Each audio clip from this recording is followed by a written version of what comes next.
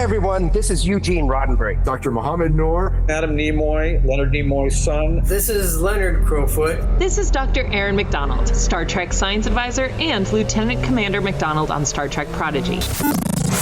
And you're listening to Humanist Trek. Humanist Trek. You're listening to Humanist Trek. the Humanist Trek podcast. And you're listening to Humanist Trek, a fabulous, fabulous show. Enjoy. And don't worry, you can do your Temporal Mechanics 101 homework later. And then Riker, again, dick in his hand. he says,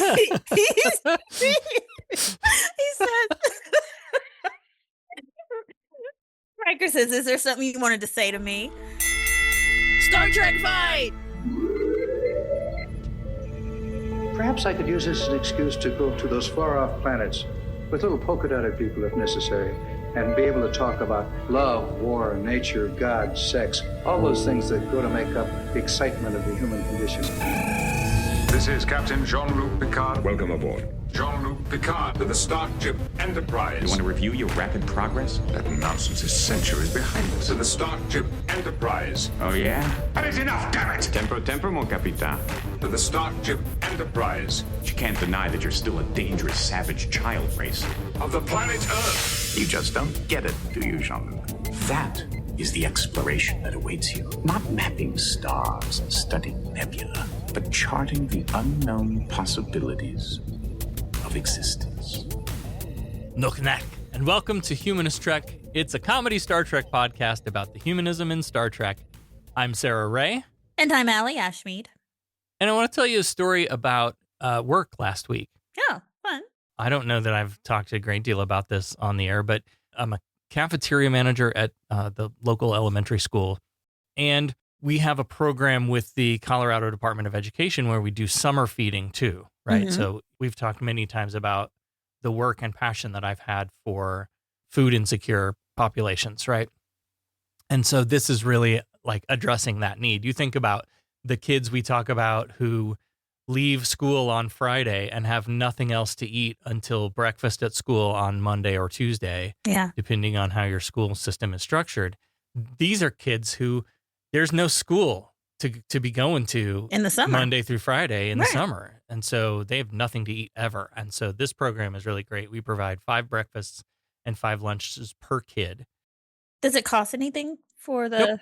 Oh my gosh, that's amazing. Nope. Okay. Yeah. All you gotta do is sign up each week and come pick up. And so I have a team of like 13 working with me. And here in Colorado, there's a lot of folks of Mexican heritage. And so there's a lot of Spanish speakers on my team. Mm-hmm. And I play the role of white girl trying to learn Spanish poorly. And, you know. You try. At least you try. Yeah. I mean, I'm making an effort. I really want to learn it. But we stopped for lunch the other day, and one of the girls went out to their car and brought back loteria, which is basically Mexican bingo. And I had never seen it before. I'd never heard that there would be like any, special different game in Mexico of bingo. And we played it as a whole team, and my God, it was so much fun. Oh, that's so cool. Right? And in that, like, I learned a little bit more about Mexican culture and the people I work with, and you just can't buy experiences like that. Yeah. That's amazing. Like, actually spend some time with people who are different than you, and maybe you'll learn something. Yeah. Walk into their space for a moment. If only there were a cultural exchange program that could do something like this to help us all learn better. Like there is this week on Star Trek The Next Generation, Season 2, Episode 8, A Matter of Honor. Commander, you'll soon be getting an intruder alert. What? Got something, sir. Intruder alert, sir. It's an old-style starship, sir. Constellation class, heading this way under impulse com. Number 1, kindly take charge of our guests until we have time to decide what we're going to do with them. Sir? Number 1, keep them out of my way. No captain's log to set us up this week. That's a little different. Straight into action. Love it. Yeah. Love it. So we're at Starbase 179, and Riker takes Wesley down to the transporter room to welcome some new crew members.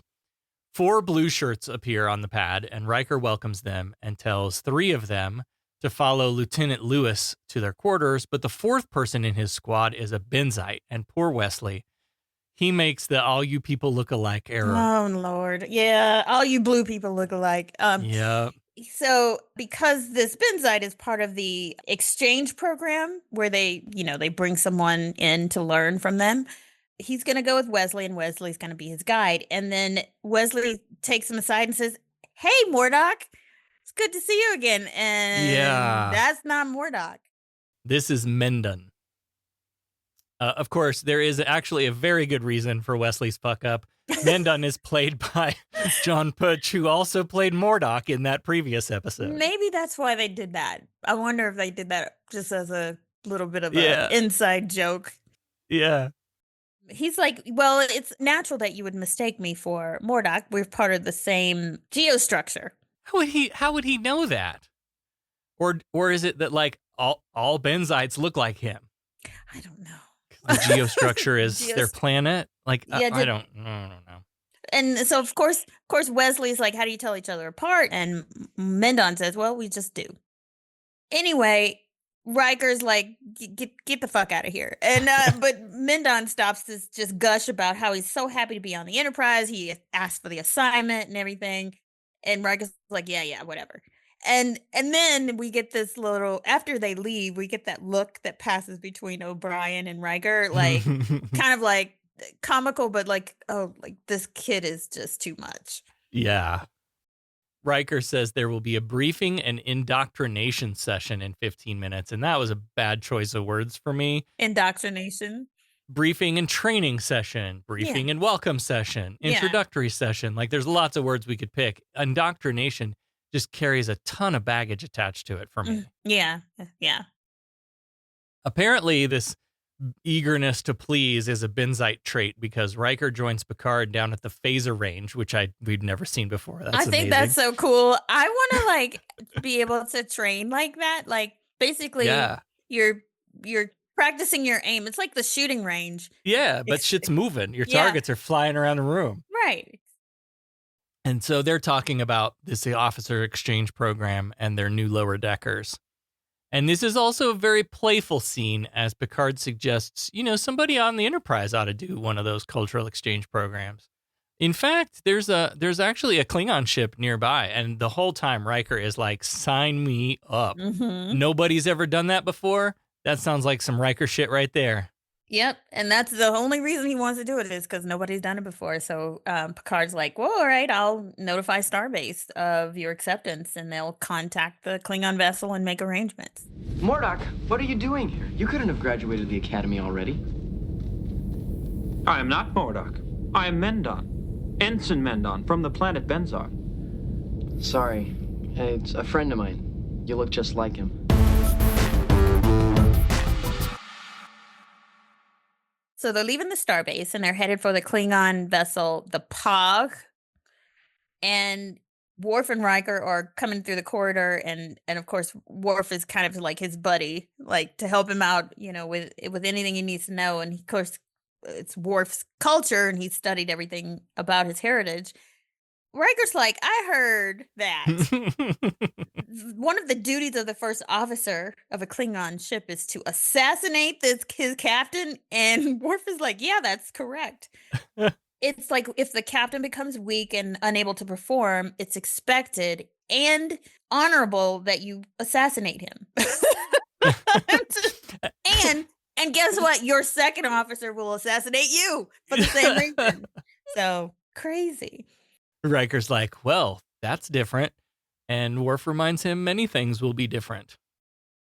On the bridge, Mendon is being nosy, wandering around the bridge, looking at what everybody else is doing. A bit of a know-it-all, too. Little like... Yeah, he's got a complex of some kind. Mm-hmm. First, he tells the guy at Tactical he's pretty sure he could improve the response time of the defensive shields. Then he goes down to the forward stations and tries those lines on Wesley about the helm readout during emergency situations. Mendon's like, I'm making a list of all the shit I could do better around here. Surely the captain's open to hearing all of that, right? And Wesley's like, yeah, sure, he's open to suggestions. It's children he's got a problem with. Meanwhile, in 10 Forward, Riker is sat at a table filled with food that looks like he's about to play Spill Your Guts or Fill Your Guts with James Corden. seen that. Oh my God. James gets, it's this big round table that spins on its platform. Mm-hmm. And there's all kinds of disgusting food all around it. And the deal is he and the celebrity guest go back and forth. Like, you have to answer this question honestly or eat one of the nasty things on this table. And it's like pickled pig's feet and, what's the egg that they in with the the UK? with the half developed bird. It's no 1,000-year-old egg or the something. black ones. Oh, the rotten ones. There's always like some really nasty drinks to choose from, and usually bull penis or testicles. This sounds like I'm a Celebrity, Get Me Out of Here. Have you seen that? No. Okay, so they take people. It's definitely a British show. They take celebrities and people has been celebrities that kind of want to come back into the spotlight, and they put them in a jungle. Okay. And they give them like the only thing that they give them on their camp is rice and beans. But each day they have to do these weird tasks, and a lot of it involves drinking or eating something. Like they'll make a larva shake, and they'll have to eat it, or they'll have to eat a spider, or like something horrible. So this sounds exactly like that. But Riker is fucking enjoying himself and chowing the fuck down. Pulaski comes up as he's putting something in his mouth, and she's like, "What is that?" And he's like, he's got Pippia's Claw and Heart of Targ and Gach, of course, which is the Klingon dish that we all know, which is worms, which is usually crawling and alive, but it's serpent worms. I'm surprised this wasn't our question. Like, what weird shit did they use to make the food on in this episode? Do you know the answer? I know some of it. Oh yeah? Like Heart of Targ is like just an animal, like whole animal organs. Well, he didn't eat that. He had some Pippia's Claw that he put in his mouth, so he was obviously eating something. Maybe that was like imitation crab. The Pippia's Claw was chicken's feet, I think. Hang on, I'm gonna look it up. Searching. They use chicken feet as Pippia's Claw, animal organs as Heart of Targ, and other things such as fish, eyes, squid, and octopus. Most of the things were bought at an Asian market. Gach was actually long brown noodles. Rokeg blood pie was turnips in pumpkin pies dyed red. Okay. Picard arrives, and Riker hands him a frosty mug of some drink with some kind of tentacle sticking out of the top. And Picard makes this nasty face and sets it down. He's like, "Bill, I really envy you. This is an incredible opportunity." Bullshit, Picard. Yeah. Bullshit. You're not envious of all this. Pulaski's about to throw up as they bring another plate, and he's just tucking in. Riker and Worf meet in a corridor again, and Worf's got an emergency transponder for Riker. Just a simple security precaution, just in case. You never know when you might need something like that. Yeah, he knows how his people are, and that I think it's sweet because he's like concerned for Riker's safety, and he knows how Klingons are. On the bridge, Data is now in the first officer's chair next to Picard, which I love. And they've got a Klingon vessel coming in. Captain, Klingon battlecruisers headed toward this sector. Battle alert, Mr. Crusher. Klingons. Klingon attack cruiser decloaking up the starboard bow. Hello. They are hailing us. This is the Klingon vessel Matah. In all my dealings with Klingons, including our Lieutenant Worf, the thought never occurred to me of Klingons laughing. There is much about us you do not know. Klingons do not express feeling the way you do. Klingons do not faint. Klingons do not give in illness. It is inappropriate for a Klingon to receive family while on duty. Klingons appreciate strong women. Klingons do not pursue relationships. They conquer that which they desire. I am not concerned with pleasure, Commander. I am a warrior. I am a Klingon! If you doubt it, a demonstration can be arranged. Klingons do not allow themselves to be probed.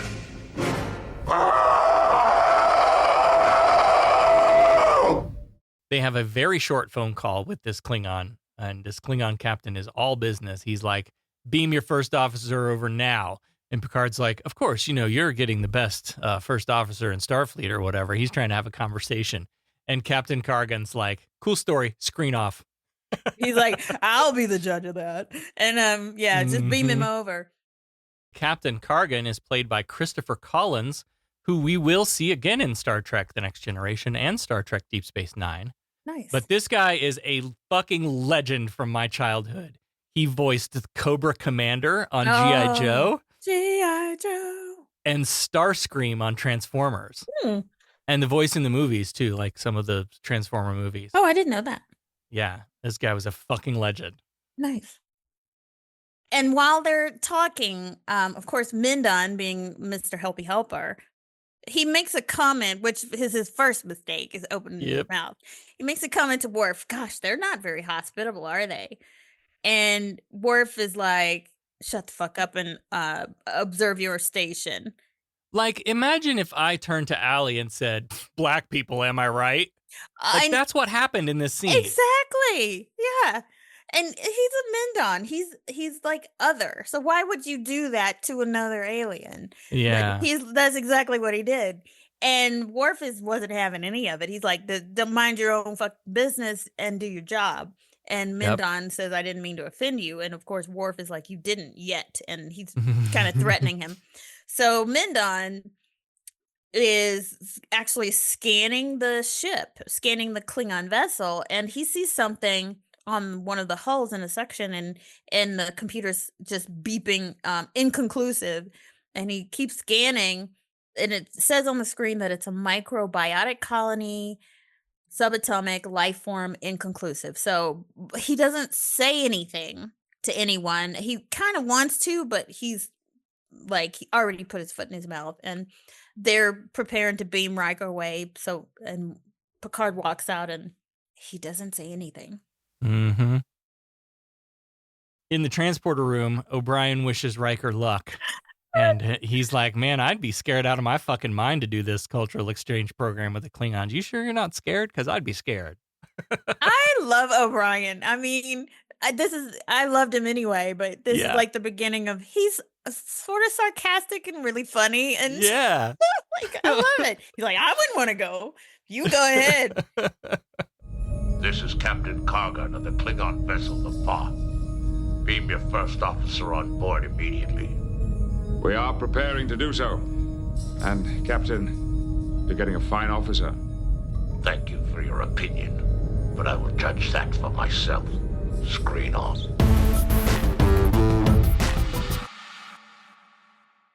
We see the Pagh turn and leave as Picard again gives Data the bridge, and this time goes to the conference room to stare out a window, probably. But before he can escape the bridge, Mindon corners him because he's got ideas on how to make this workplace better, and he cannot wait to share them. Picard's like, hey, listen, around here, we follow the chain of command. You wouldn't start emailing the CEO about shit on your first day at a corporate job, would you? Right. So why the hell do you think I want to hear any of your bullshit? You report to Mr. Worf. Which, okay, this gets played for comedy because Worf is like, you must impress me, biatch. Yeah. But if Mindon is in Sciences Division, why would he report to Worf? Yeah. He's a blue shirt. Well, Worf is in tactical, right? So, right. But this guy's a sciences guy. Yeah. I don't know. Anyway, Worf is doing his, I'm going to scare the shit out of the new recruit, like kind of thing. And he's doing a really good job to where Ensign Mindon isn't going to say anything to him. Meanwhile, on the Pagh, Riker is walking down a corridor with the poor schmuck assigned to escort him to the captain. And this Klingon is like looking him all over. And finally, Riker's like, what is your fucking problem? And he says, I've never seen a human before. And Riker's like, well, I'm just your average everyday human who just happens to outrank you. Take me to your leader already. Yeah, he already pulling his dick out. Like Riker is like, because like you gotta be like very assertive with the Klingon. That's just how they are, and he's just right off the bat, I'm gonna pull my dick out. Yep, I love it. Even though all of them have two. Oh, Riker's is bigger. This Klingon isn't named, but he's the tactical officer on the Pagh. Played by Peter Peros, who may best be known as Dr. Ben Harris on 190 episodes of As the World Turns. Ben Harris.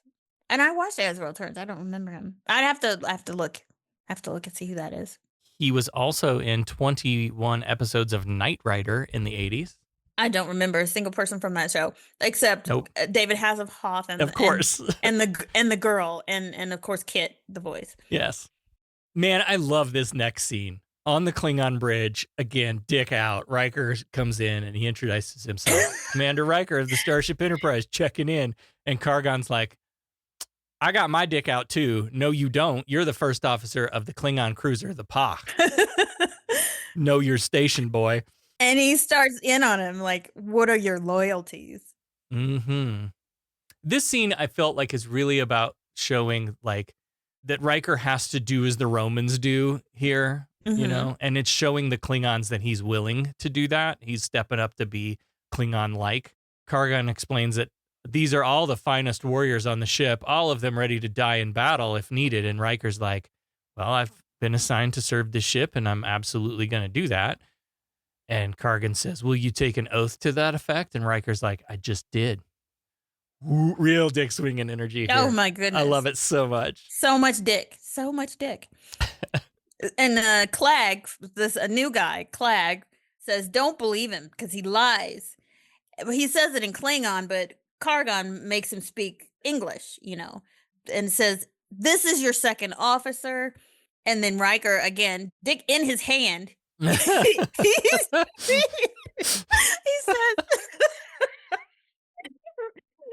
Riker says, is there something you wanted to say to me? And Clag just, to his face, like, I don't believe you. And then Riker's like taking this as a challenge. This was great. He does this head fake and then Star Trek fights the shit out of Clag. Yes. Star Trek fight! Finest warriors, my ass. This human came in and beat your ass up? Yeah. Knocked him over. Yeah. Like already Star Trek fight.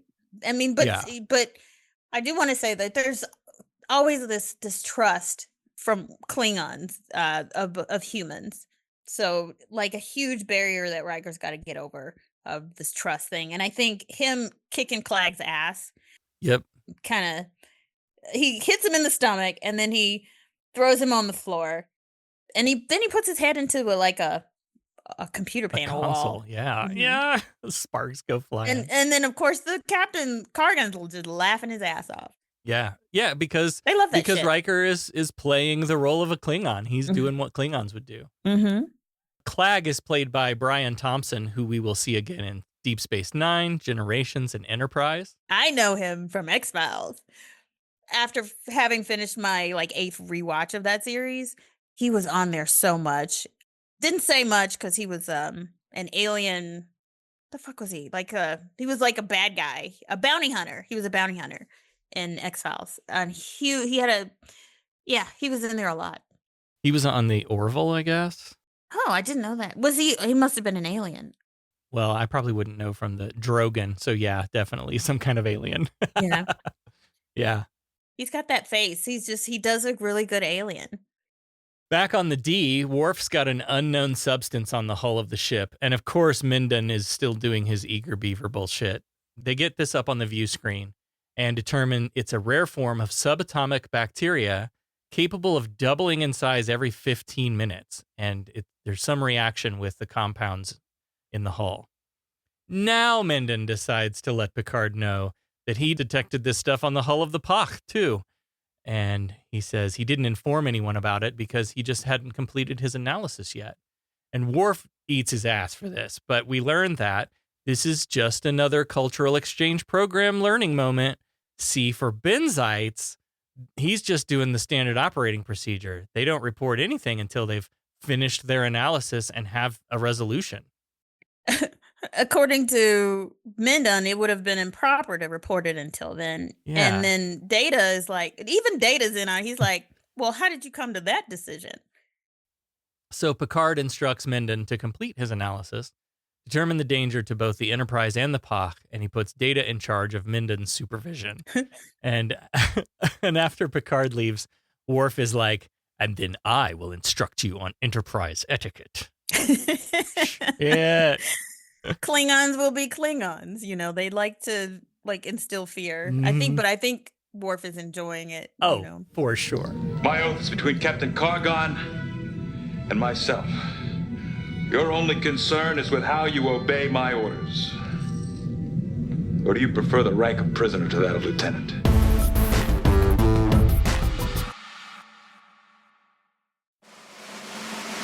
FOCO Comic-Con is back August 16th and 17th, 2025 at the Fort Collins Senior Center.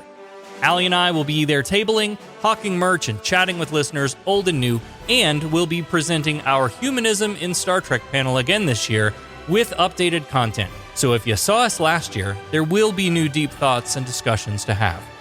Fort Collins Comic-Con, August 16th and 17th at the Fort Collins Senior Center. Get your badges today at fococomiccon.com.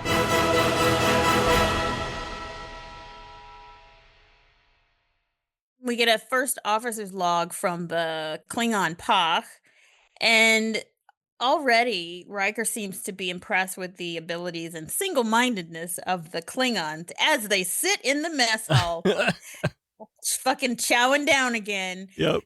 There's a lot going on in this mess hall. Like, they're all just like drinking and eating, and then of course the women are eyeing the fuck out of. They're eye fucking him.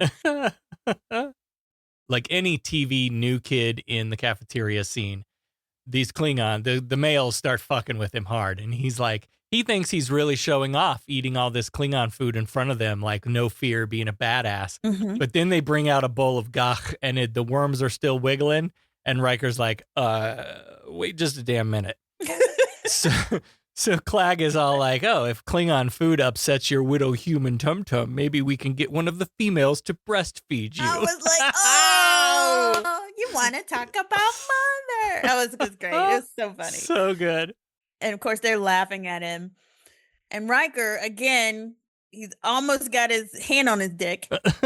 He's like, oh, you worried about me being weak? And Clag is like, well, there's no old warriors if you look around. And Riker says, because they all died with honor. This is really like foundational TNG era Klingon stuff. Mm-hmm. Gach is best served live is a Klingon thing we all know. Mm-hmm. There are no old Klingons, the death with honor stuff. Like, it's all very foundational to the Klingon culture in this episode.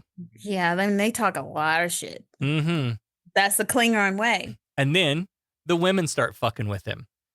But and you want to be scared of the Klingon women because they're very assertive.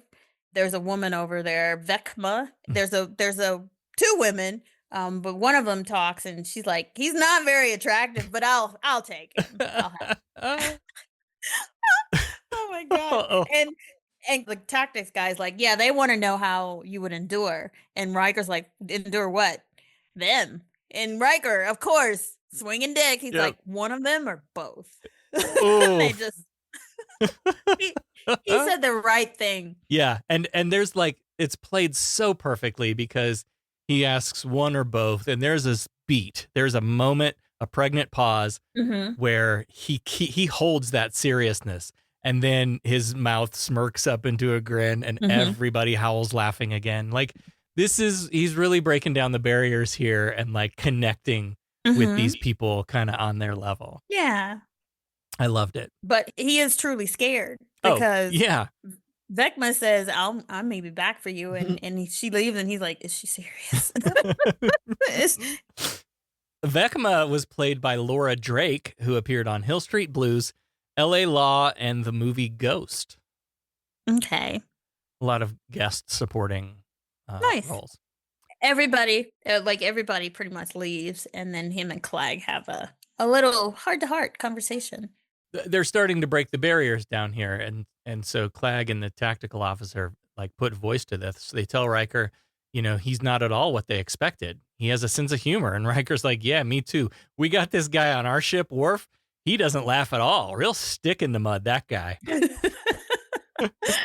Which I think Worf is hilarious. I do too.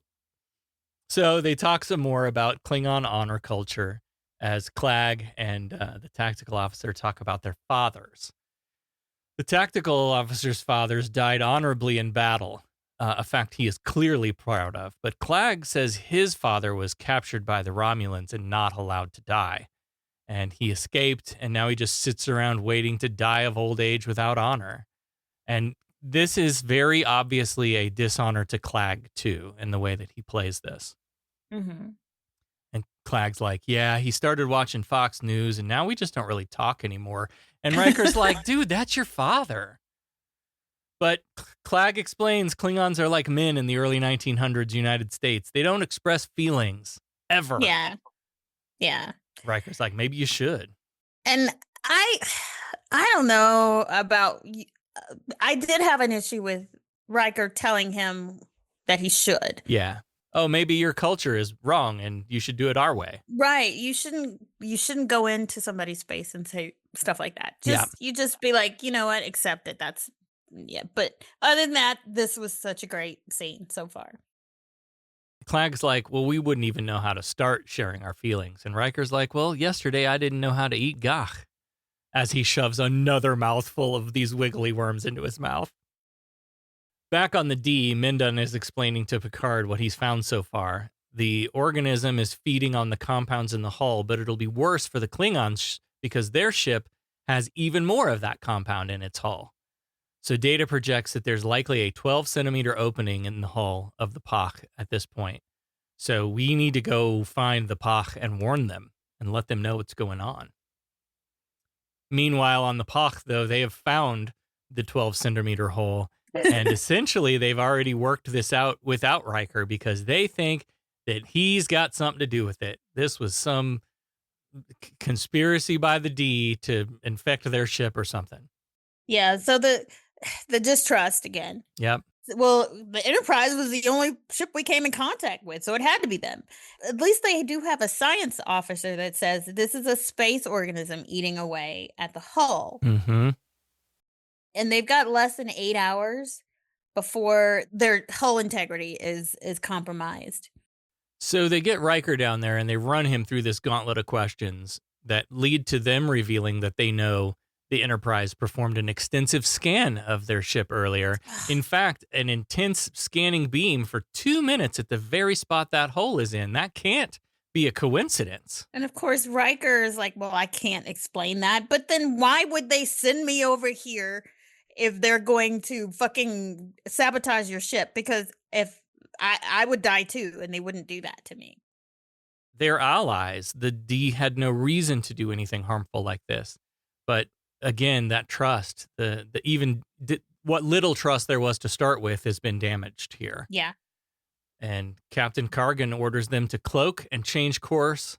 The only response here is to attack the D. Gobble, gobble, gobble, gobble, gobble, gobble. Yeah. I assume that's how everyone else does it too. Gobble, gobble, gobble. Yeah. No, only turkeys. Only me? Only, yeah, okay. Only turkeys. Gobble, gobble, gobble, gobble. Gobble that D. So much dick. So much dick in this episode. So much dick. He is not very attractive, but I will have him. They are inquisitive. They would like to know how you would endure. Endure what? Them. One or both?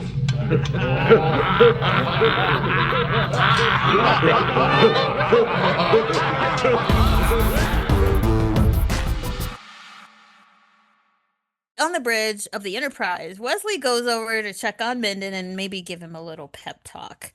Because he probably his dick's been slammed in the dirt. Sorry about the dick references again. Sorry. Can't help it. But he tells him, you're making some progress. You've already eliminated half the possibilities already. But Mindon's feeling a bit inefficient because he's a little too late. And he should have been taking responsibility and learning the, protocol.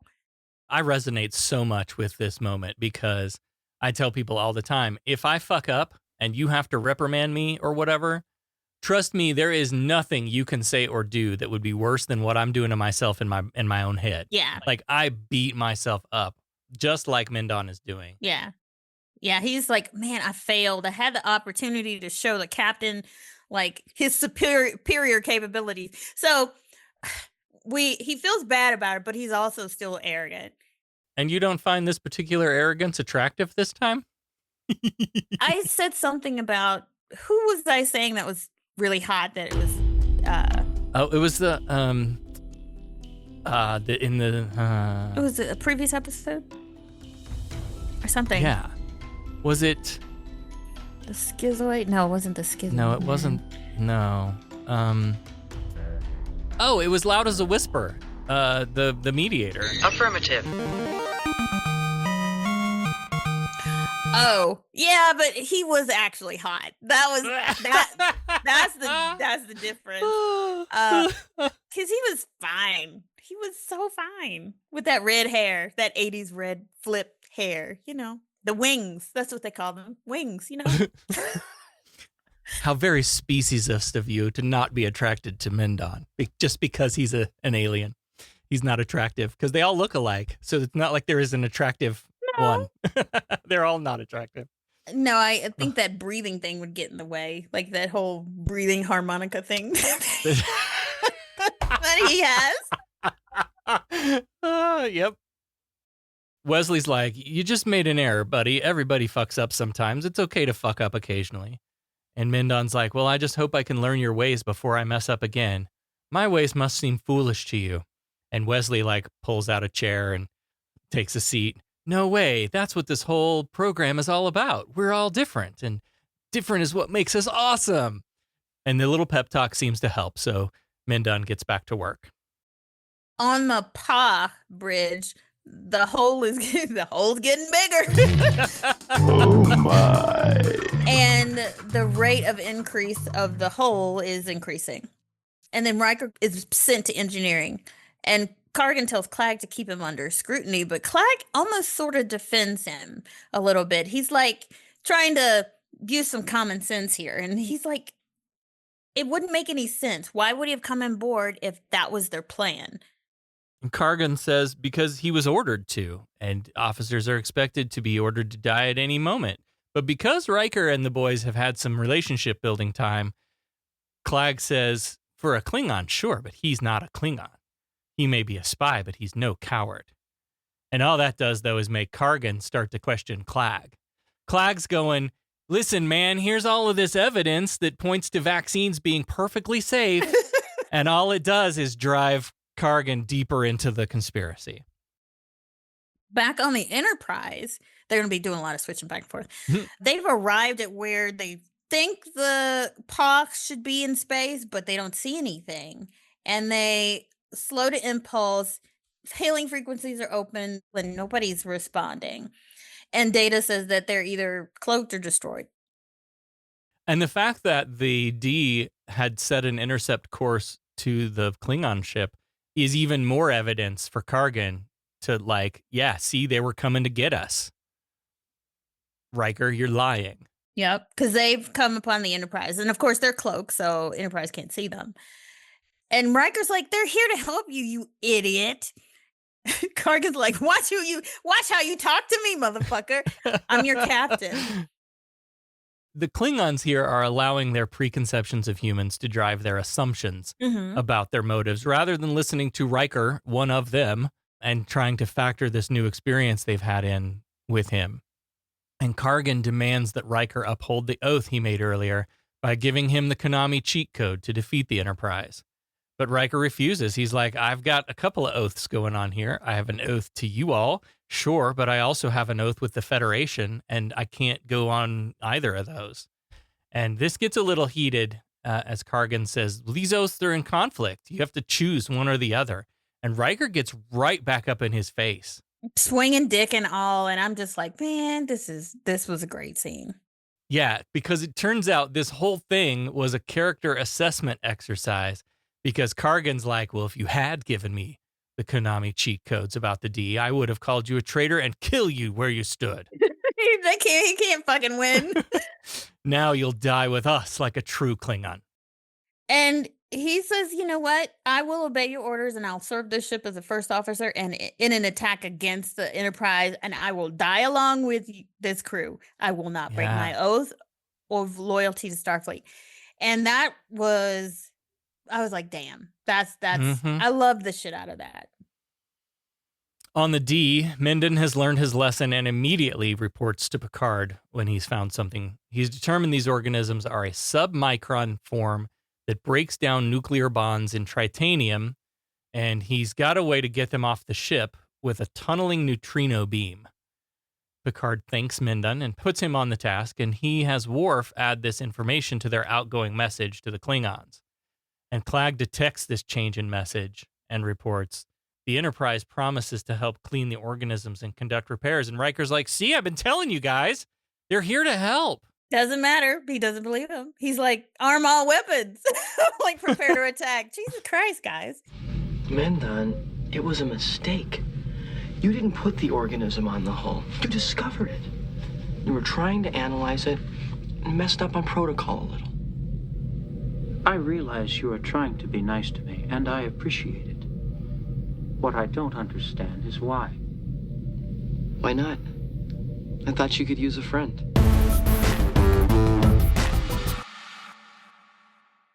Unable to locate the Klingon ship and with no evidence of its destruction, they assume it's cloaked and go to red alert. And back on the Pagh, they're readying their attack, and Riker advises that they wait to fire until they're within 40,000 kilometers, because that'll slow down their response time. And Clag sees this as Riker honoring his oath to them. And Kargan orders Riker to give the command to fire. You get to be the one who pulls the trigger to fire on your old ship. And the distances are read out as they get closer. And he asks Riker if he has any questions, and Riker's like, no, but I did want to go on the record to say that I think your judgment is weak sauce. And I thought he would get a dagger to the gut for this. But Kargan takes it. I would have expected, like, somebody to be like, oh, hell no, you don't talk to the captain like that. Like a backhand, or something. Mm-hmm. Yeah. Riker casually takes out of his pocket that little bullet-looking thing that Worf had given him. And Kargan asks, what's that? Is that a weapon? And he's like, no. He turns it on, and then you can see the little beeper.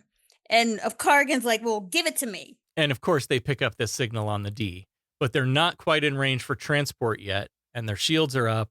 But at least now we know where Riker and the Pagh are. Right. And from here, we really cut back and forth between the Pagh and the D bridges. Clag and Worf, respectively, calling out distances. Yeah, and then Picard telling Chief to lock on to the transponder signal, so as soon as they get into range, they're going to beam up whoever's fucking holding that thing. Guess what happens to be the range? 40,000 kilometers. I'll be damned. Nice. Yeah. Nice one, Riker. So the plan is to beam him directly to the bridge, but Riker's not the one holding the transponder. Sure enough, the plan goes off without a hitch as Kargan is beamed to the bridge of the D, and Riker plops down in the captain's chair on the Pagh, saying, I've relieved Captain Kargan. I'm your captain now, bitch. I was like, I'm your captain now. I mean, damn, ooh, Riker. So good. Right? So good.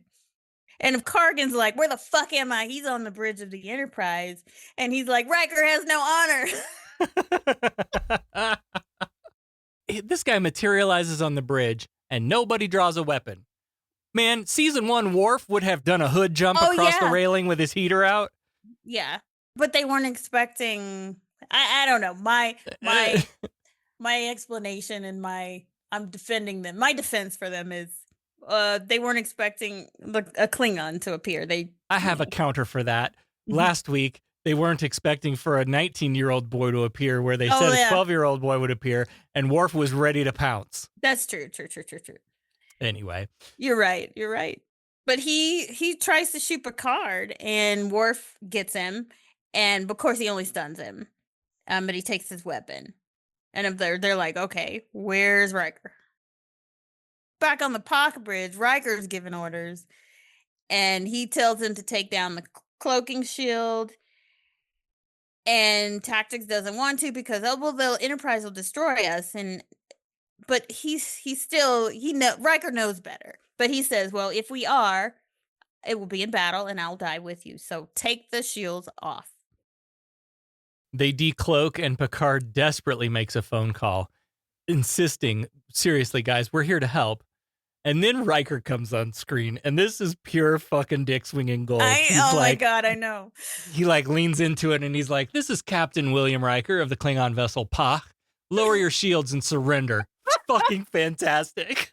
You can see a smirk on Picard's face, and he says, "Okay, I know what's going on here, you know, internally." So he's like, "Yeah, lower shields, surrender as ordered."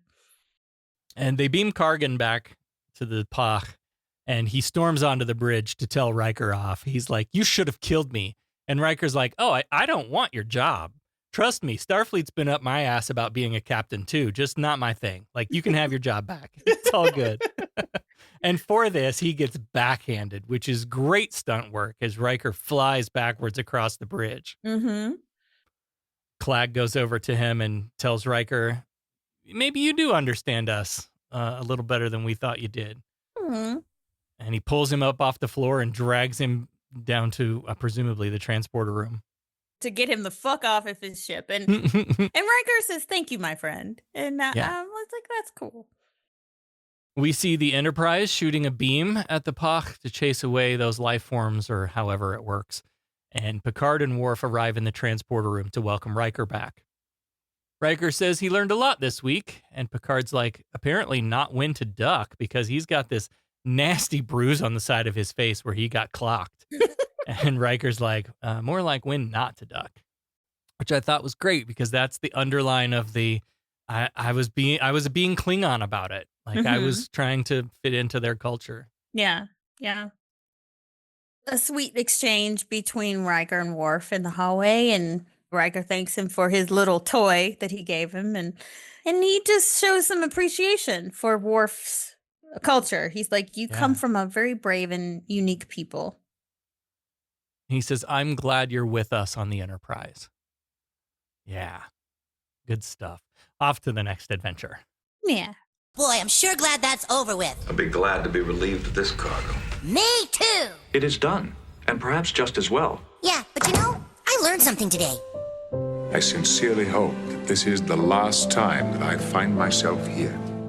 You just don't get it, do you, Jean-Luc? You see, of all the species, yours cannot abide stagnation. Change is at the heart of what you are. That is the exploration that awaits you. Not mapping stars and studying nebula, but charting the unknown possibilities of existence.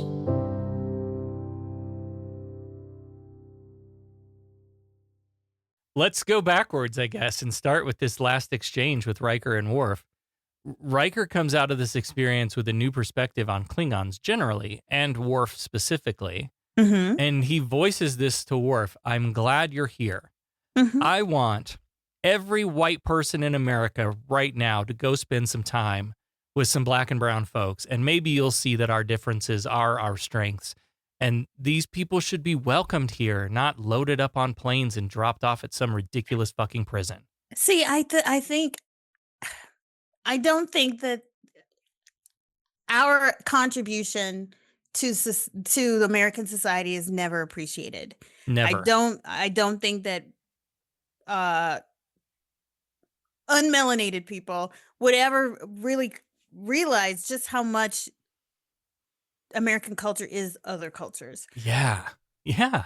I appreciated the shit out of this episode. Yeah.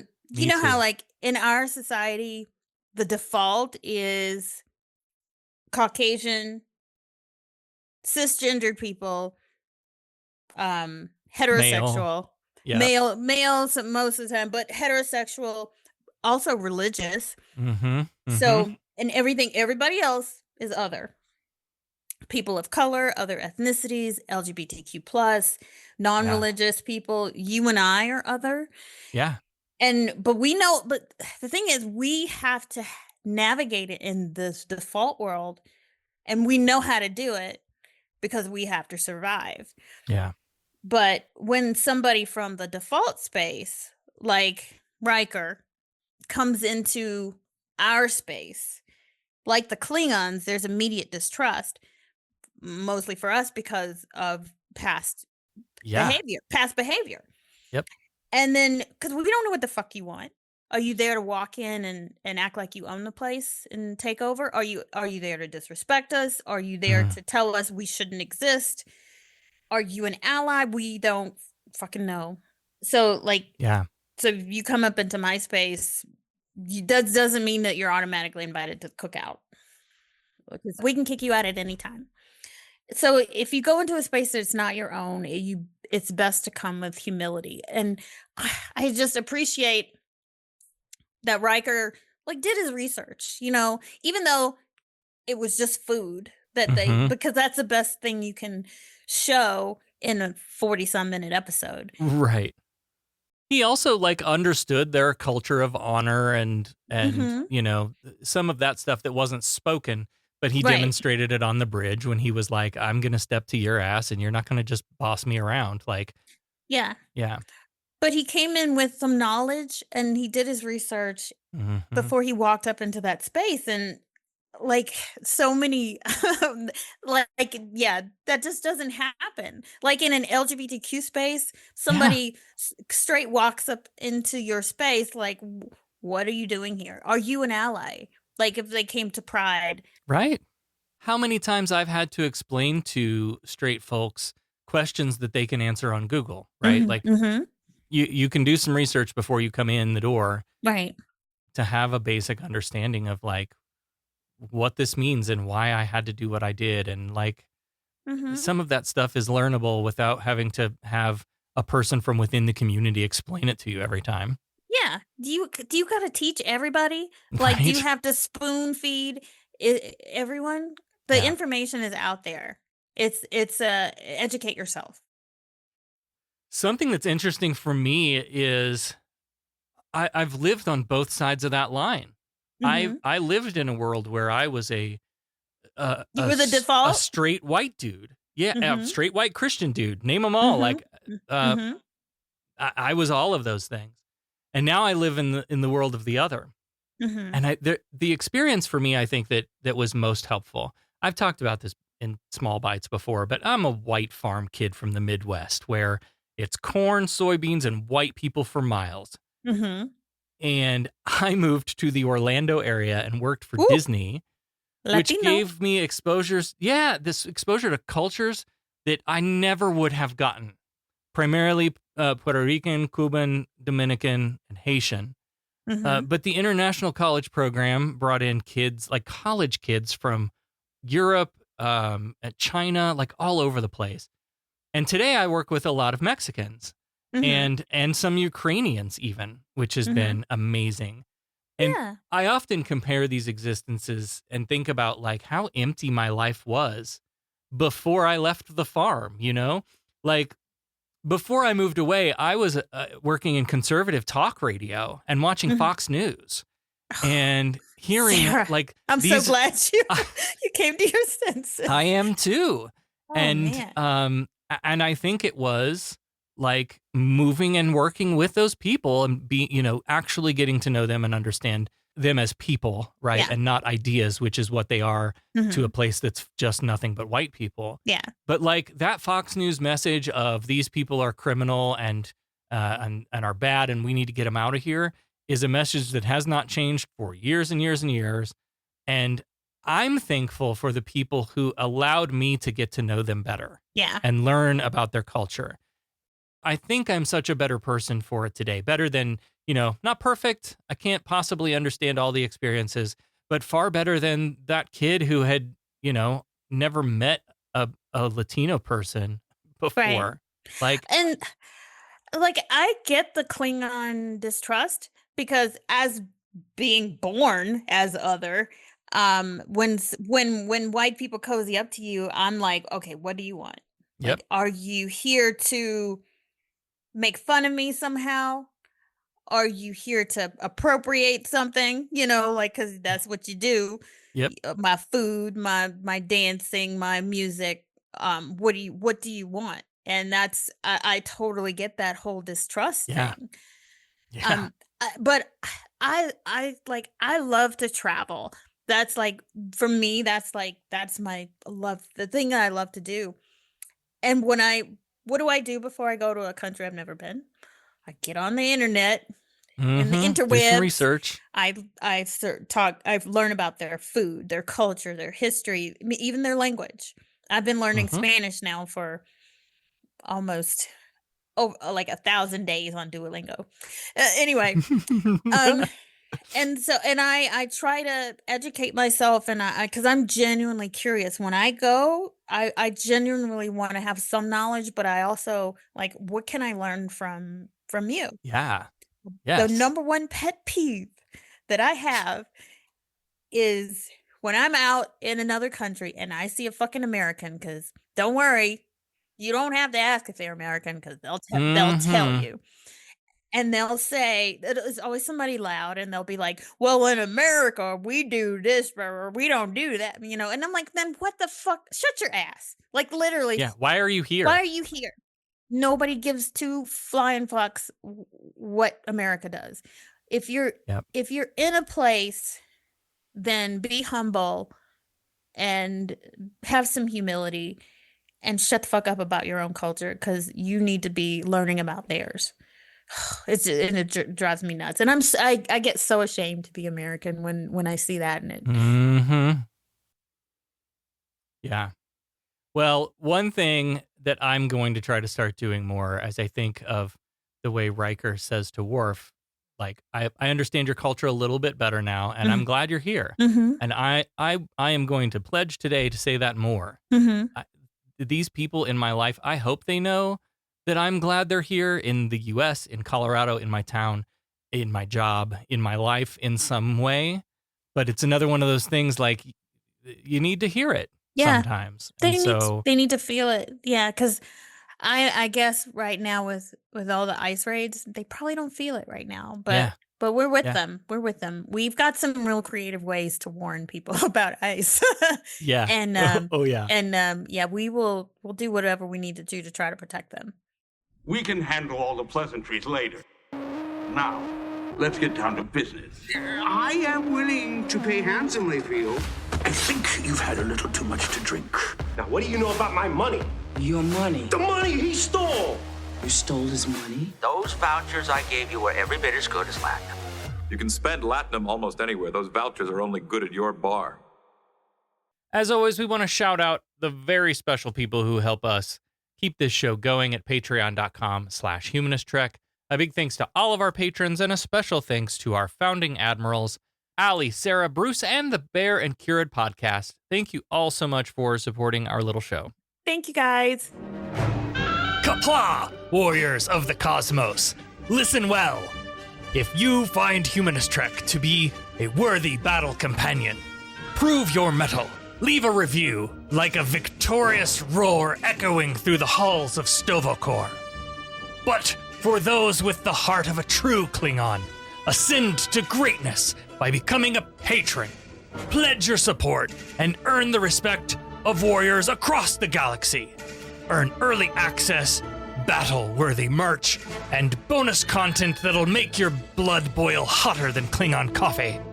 Visit patreon.com/humanisttrek and pledge a meager $3 per moon cycle. It's the honorable thing to do. And let it be known throughout the Empire that you have helped fuel the laughter heard from Kronos to the far reaches of Grethor. Ha! Captain, Starfleet Academy is requesting an update on our estimated arrival. Finalists, please take your seats. I must admit you have a very fast mind.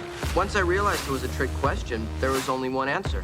Although only one student will be chosen for the Academy, any of you could easily qualify. Candidates, good luck. You got called to the superintendent's office. It's a story I'd like to hear. Becca's back now with the answer to this week's Starfleet Academy Cadet Challenge for a matter of honor. Remind us again what the question was? In this episode, Wesley mistakes Ensign Mendon for Mordok. This is actually a hidden Easter egg of sorts. Why? I know what it is now, but what did we say that was wrong? Yeah. Sarah says Mendon is the name of the actor who played Mordok. Oh, so wrong. And Allie said same actor. And then I literally accidentally got it right. Yeah. And then bitch changed her answer after getting it right. I have written in my notes. We're going to give it to her. She got it right. Yeah. She got it right. Affirmative. Did I change it? What did I say? What did I fucking change it to? What an idiot. I don't remember, She didn't but write it it down. is Wesley met Murdoch, the Benzite, in season 1, Coming of Age. Both Mendon and Murdoch were played by the same actor, John Pooch, or Putcher, however you say that. God damn it. But I literally, when I was watching that, I'm like, oh my God, it's the same dude. Yeah. And I'm like, I didn't remember my answer though. So Yeah, I wrote, bitch changed her answer after getting it right. What the fuck? oh my gosh, So- that's crazy.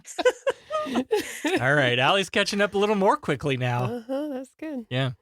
Next week. Oh, this is one of my favorite episodes of all Star Trek. Next week, we'll be discussing Star Trek The Next Generation, Season 2, Episode 9, The Measure of a Man. When Data refuses to be disassembled for research purposes, Picard is enlisted to defend his rights in court. This is the big Okay. personhood episode of Star Trek. Yep. Yeah. I remember. Didn't we just watch this? No. Mm-mm. We feel like haven't watched Star Trek together in a long I watched time. this, and they were in court, and Yeah. Riker had to Yeah, that's the one. prosecute. How did I? Whoa, How do you know this? When did I watch this, and who was I watching it with? I'm confused. Do you have a secret No, I don't. I'm a really secret other Star Trek I'm wife that I don't really know about? confused right now. She's watching it in secret.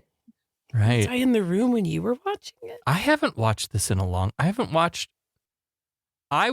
Okay, peek behind the pod, everybody. I watch these episodes in the studio. I know. That's why I'm confused.